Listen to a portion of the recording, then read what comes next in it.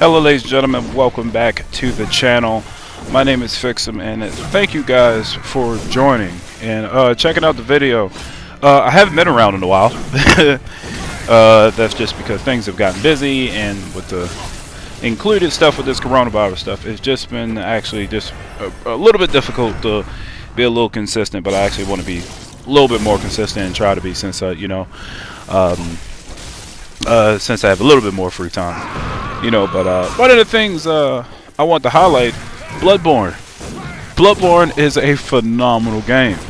As a 30-year-old man who thoroughly plays his video games, I thoroughly enjoyed it, and had just maybe one or two points that I want just to bring out of it.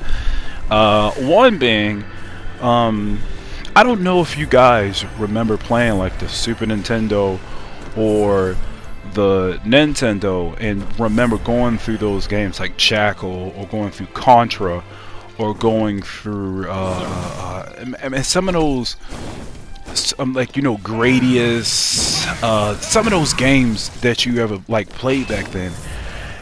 Those games weren't nice to you. Like, some of those bullet hell games were not nice to you, and when you ran out of lives, you started from level 1 again. Like, there was no continues. I mean, you can think of some of the old X-Men games that were from Super Nintendo,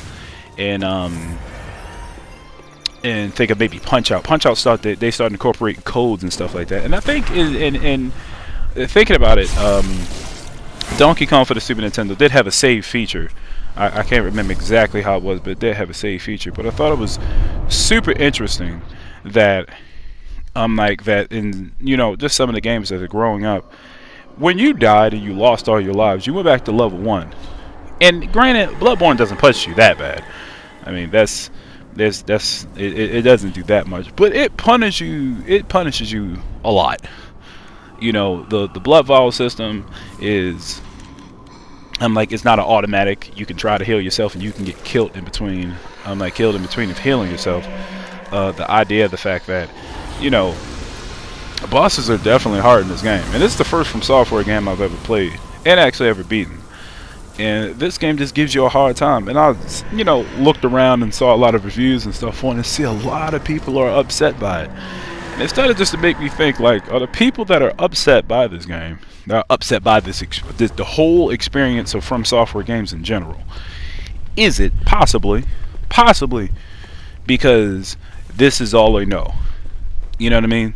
The people who grew up in my generation, the people who grew up in my time, we know what it's like to play a Contra game, go through different levels, spend time, trying to kill some of the same people and get killed, and then it being all for nothing. You know what I mean? So and maybe this is a little bit it's funny thinking about it. The sting of defeat is not is very familiar to the people who grew up in my generation and who played some of those rough and gritty games that just you spent a lot of time doing it. Like, I think one of the games that I've never beat until this day, and it might be easier now that I'm older, but as a kid playing Maniac Mansion, I don't know if you guys remember Maniac Mansion, but I remember trying to play it. I was terrible at it. I could not do it. I couldn't do it. Couldn't beat it. Couldn't handle anything that game was trying to offer, and I didn't beat it. And I moved on and I played something else. Now, some people might get mad. Some people might say, well, it's a video game, it shouldn't be that hard. Some people might say, oh, okay, well, that's just a little bit too much. However, for me, I didn't think it was that serious. I just took it as a learning experience and said I just need to get better and I need to go. Now, we can go into conversations about this in 2020.